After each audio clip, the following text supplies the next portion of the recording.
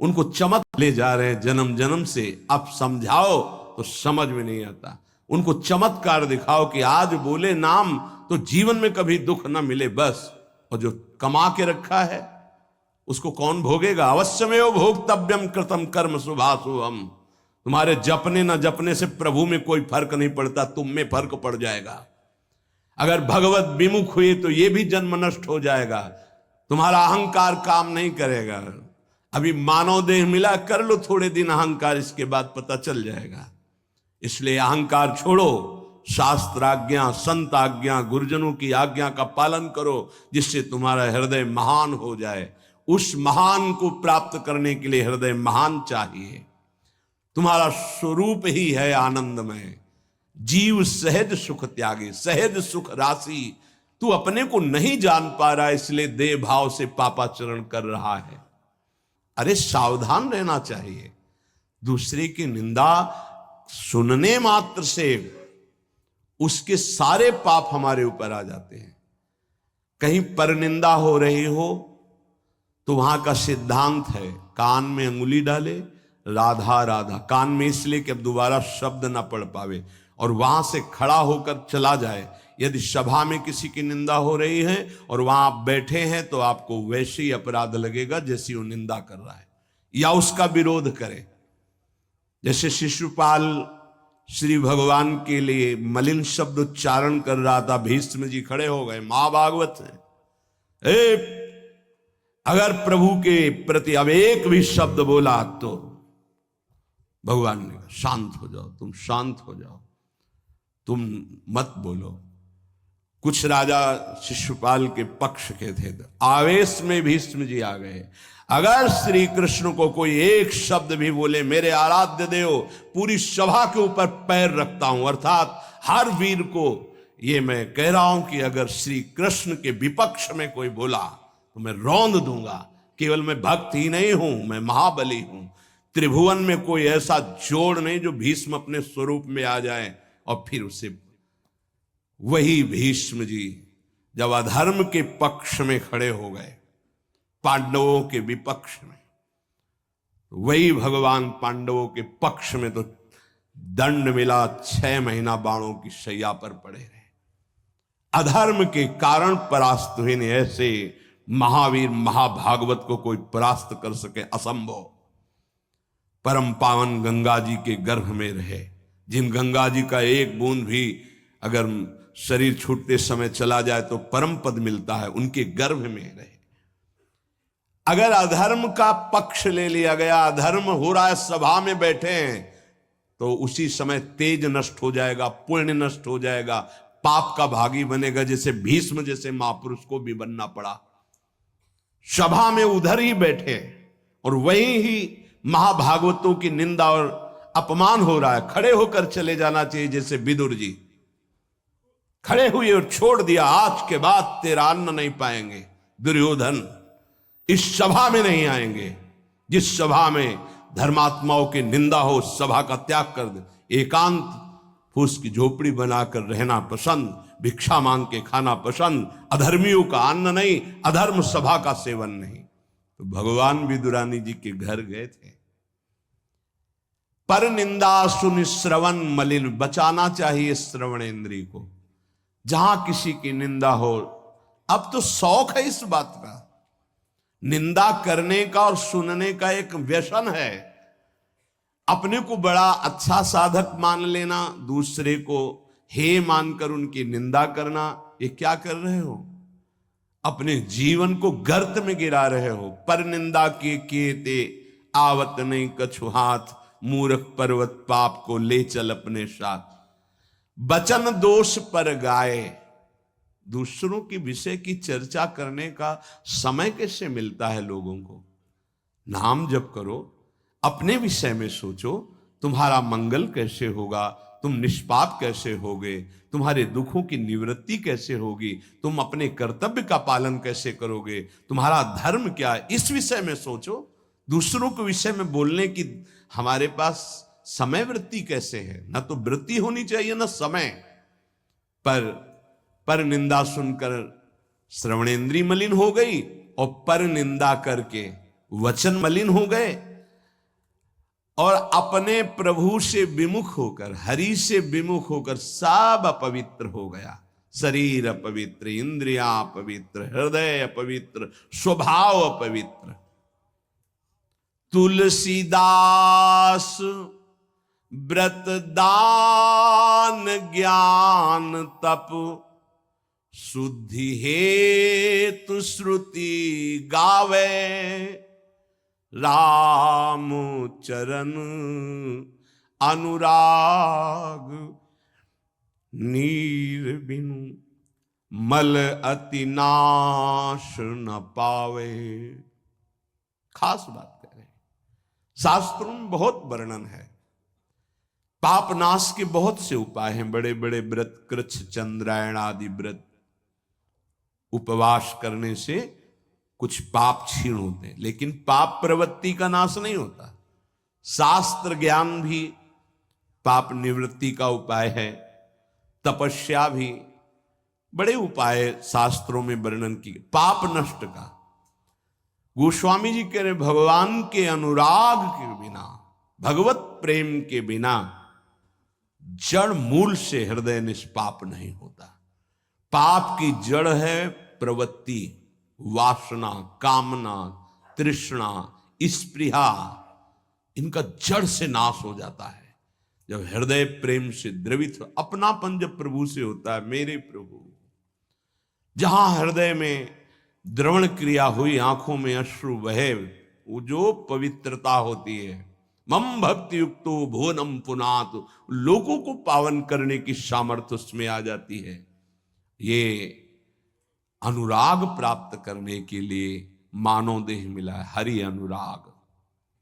प्रेम प्राप्त करने, कहां प्रेम लग, जरा सी बात हमारे प्रतिकूल हो, हमारी गुरु निष्ठा, भगवान निष्ठा, पता नहीं कहां माया किस कोने में कर देती है कि उस समय में हम केवल उस सामने अनुकूलता को देखते हैं, प्रभु को नहीं देखते, प्रभु के विधान को नहीं देखते। ये नहीं समझ पाते कि हमारे सामने प्रश्न उपस्थित हुआ है, अब हमें अपनी इष्ट निष्ठा, गुरु निष्ठा को परिपक्व रखना है।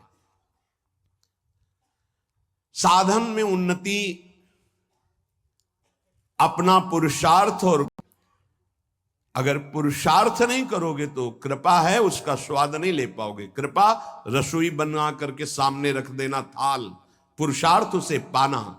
पूज्यपाद श्री उड़िया बाबा जी महाराज कहते हैं, साधक का प्रयास और भगवान गुरुदेव की कृपा, ये दोनों सिद्धावस्था की प्राप्ति में अत्यंत आवश्यक हैं। कायर बन के हाथ पे हाथ रख के बैठ जाए कि वो कृपा से सब हो जाएगा, ये कायरता कृपा नहीं सिखाती, ये कायरता है। पुरुषार्थ, जितना हम में अध्यात्म बल है उसके अनुसार हम चल रहे, बकाया सब कृपा से हो जाएगा, पक्का हो जाएगा। मन क्रम वचन छाड़ी चतुराई, और भजत कृपा करिहे रघुराई। मन से, वचन से, कर्म से ये चतुरता छोड़ो, अब सब कृपा से हो जाएगा। तो तुम प्रमाद करो और तुम्हारे ऊपर कृपा का प्रभाव जागृत हो जाए, ऐसा कभी नहीं देखा गया। जितना आप में सामर्थ्य मिली उसको लगाओ, शेष चिंता मत करो, कृपा पूरी कर देगी, पर आपको लगना होगा। साधक का पुरुषार्थ, निज चेष्टा और भगवत गुरु कृपा, ये सिद्धावस्था को प्राप्त कराती है। साधक का पुरुषार्थ अगर नहीं लगेगा तो कभी मनुष्य न समझे, भगवत विग्रह को कभी धातु का न देखे कि पत्थर की मूर्ति है कि अष्ट धातु की है कि ये काहे, ऐसा कभी प्रश्न न करे। इष्ट देव का अवतार होता है अर्चा विग्रह रूप में, अर्चावतार। दो प्रकार से प्राण प्रतिष्ठा होती है, एक होती मंत्रों के द्वारा और एक होती भाव के द्वारा। निरंतर जो मंत्राकार वृत्ति की हुई, भजन में डूबे हुए महापुरुष जब तदात्म वृत्ति से श्री विग्रह की तरफ देख ले, उसी समय हलचल पैदा हो जाएगी, प्राण प्रतिष्ठा हो गई। छाती से लगा लिया, प्राण प्रतिष्ठा हो गई। मंत्रों का एक अनुष्ठान वैदिक सिद्धांत से और एक है भाव सिद्धांत। धन्ना जाट के भांग के बट्टा में कोई प्राण प्रतिष्ठा मंत्र से नहीं हुई, भाव से भगवान प्रकट हो गए थे। सिलपिल्ले बाई के भाव से भगवान प्रकट। जब हम अपने प्रभु को अपने प्रभु की भावना से प्यार से देखते हैं तो वहीं प्रकट हो जाते हैं। जैसे खंभा फोड़कर नरसिंह भगवान प्रकट हो गए प्रहलाद जी के लिए, भाव से देखा। नामदेव जी ने तो कुत्ते से भगवान प्रकट हो गए, भाव से देखा भूत से भगवान प्रकट हो गए। तो फिर श्री विग्रह में भगवान नहीं प्रकट हो जाएंगे जब भक्त भाव से देखेगा। और भाव ना हो तो भगवान में भी भगवान नहीं दिखते। दुर्योधन को कहां दिखते थे? दुर्योधन दुशासन इनको नहीं दिखते थे, भगवान में भी भगवान नहीं दिखते। गुरु को मनुष्य समझना, भगवत विग्रह को धातु या पाषाण का समझना, गुरु मंत्र को साधारण शब्द समझना, चरणोदक को सामान्य जल मानना, भगवत प्रसाद को भोजन मानना, अन्न मानना, साधु की जाति पर दृष्टि रखना, ये उपासक को सावधानी पूर्वक त्याग कर देना चाहिए। ये उपासना के बड़े विघ्न हैं। यदि ऐसा भाव बना रहेगा तो उपासना सिद्ध नहीं होगी। कभी कभी चूक हो जाती है। प्रसाद में अन्न या फल दृष्टि नहीं रखी जाती, सिर्फ प्रसाद। और वैष्णव पद्धति है, प्रसाद का किनका मुख में अगर डाल लिया जाए तो कोई भी व्रत भंग नहीं होता, चाहे निर्जला ही क्यों न हो।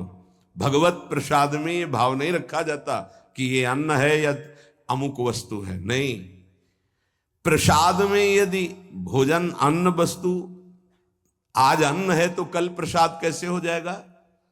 प्रसाद तो सिर्फ प्रसाद है और उसका किनका डालने से हर व्रत की पूर्णता होती है। चरणामृत, जैसे जो लोग नहीं जानते, वो जब बटता है तो बोले थोड़ा जल हमको भी दे दीजिए। जल नहीं है, चरणामृत है। चरणामृत को जल समझना, प्रभु के सामने जाकर के पूछना ये मूर्ति काहे की है? पत्थर की है, संगमरमर की है, ये धातु की है? बड़ा अपराध कर रहे हो। ऐसा कभी प्रभु के श्री विग्रह के सामने नहीं। ये संत किस जाति के हैं? ऐसा कभी नहीं। गुरुदेव साक्षात परब्रह्म तस्मै श्री गुरुवे, ऐसा भाव कहाँ हो पाता है? परब्रह्म परमात्मा भाव गुरुदेव पर हो पाना है तो बड़ी मुश्किल की बात है। यहां तो साधु भाव ही हो जाए बहुत बड़ी बात है कि ये संत है। पूर्ण मनुष्य बुद्धि बनी रहती है। इसीलिए हमको अपने गुरुदेव में आराध्य देव नहीं दिखाते, नहीं तो गुरुदेव अपने स्वरूप को ही तो दिखाने के लिए विराजमान है। इसमें शिष्य के नेत्र की बात है। गुरुदेव तो कृपालु हुए हैं।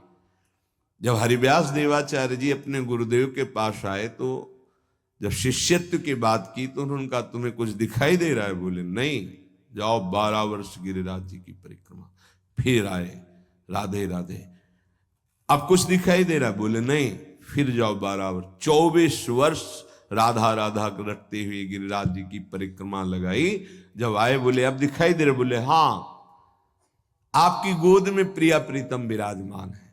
ये अब दृष्टि आई। गुरु को मनुष्य मानना, प्रायः मनुष्य ही मानते हैं।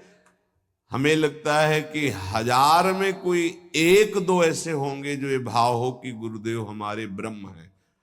छवि या मूर्ति विराजमान करके तो पूजा सब करेंगे, लेकिन मनुष्य बुद्धि या बहुत संत बुद्धि, उसमें भी प्रश्नवाचक चिन्ह। साक्षात पर ब्रह्म कहने को तो सामने जाके बोलेंगे गुरुर् ब्रह्मा गुरुर्विष्णु गुरुर्देव महेश्वरः गुरु साक्षात पर ब्रह्म तस्मै श्री गुरुवे नमः। विचार करो, इसमें से एक भी माना है तुमने? गुरु को ब्रह्मा माना है या हरि माना है या शिव माना है या साक्षात पर ब्रह्म माना है? बड़ा मुश्किल है। केवल कह देना अलग, बोले होना भी तो चाहिए साक्षात पर ब्रह्म। केवल बातों से कोई पर ब्रह्म थोड़ी हो जाता है। तो पाषाण में पर ब्रह्म था क्या? वो तो अव्यक्त था, तुम्हारे भाव से व्यक्त हुआ ना। तुमने परब्रह्म की भावना की तो मुस्कुराता हुआ ब्रह्म प्रकट हो गया। तो गुरुदेव तो चैतन्य ब्रह्म है। आपकी भावना यदि हो जाए, कुत्ते से विट्ठल भगवान प्रकट किए, तो भावना ही तो की प्रभु प्रभु सूखी मत खाओ, थोड़ा घी रोटी मिला, नाथ आपके लिए ही तो है।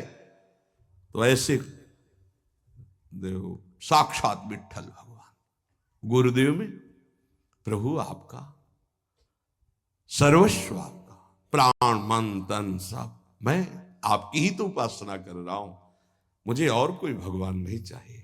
बस आपका साक्षात्कार हो, आप प्रसन्न हो जाएं, आपकी अधीनता। ऐसा कहां, ऐसा होगा तो भाव बदल जाएगा।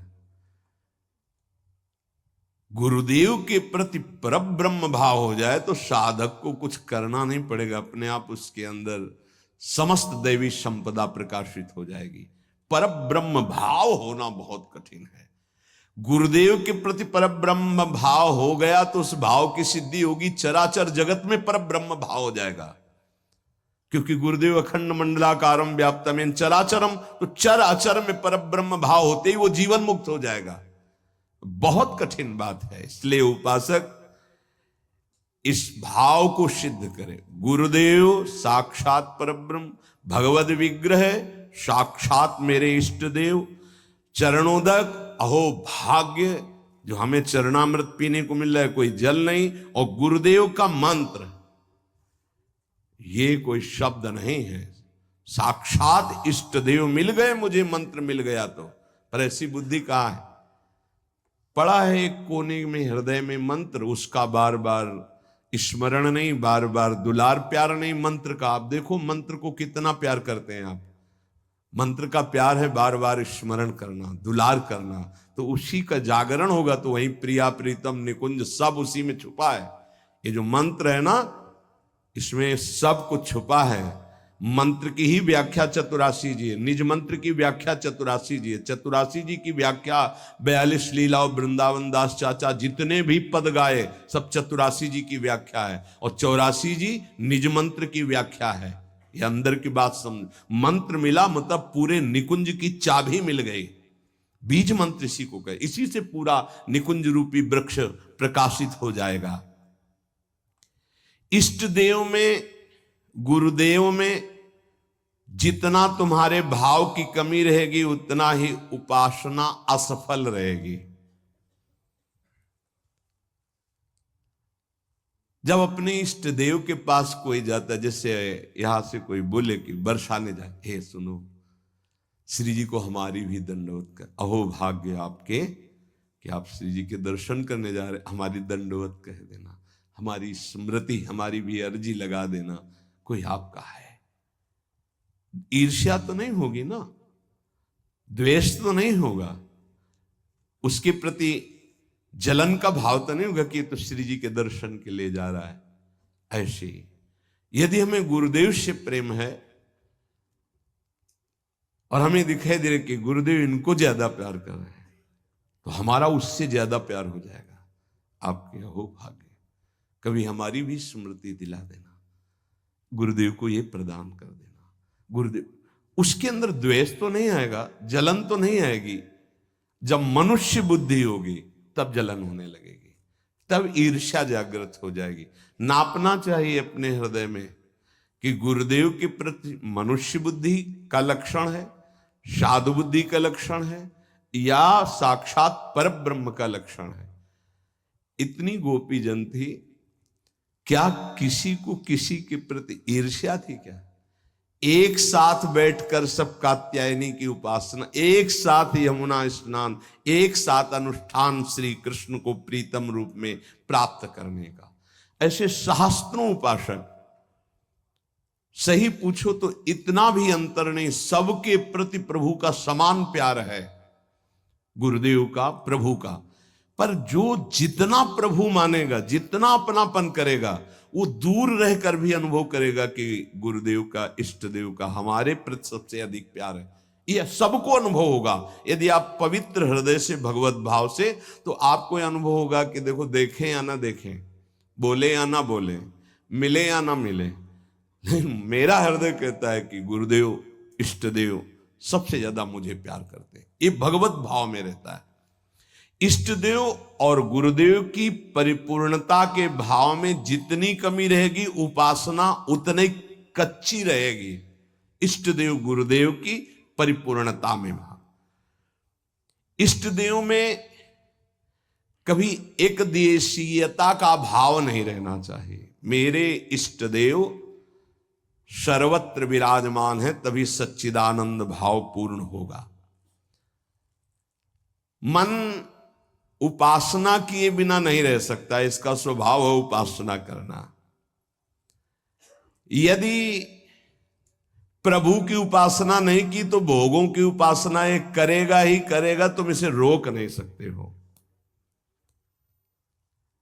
अगर ये भोगों की उपासना करेगा तो दुख, चिंता, भय, शोक, मृत्यु, इससे तुम बच नहीं सकते हो। और मन का स्वभाव उपासना करना, ये बिना उपासना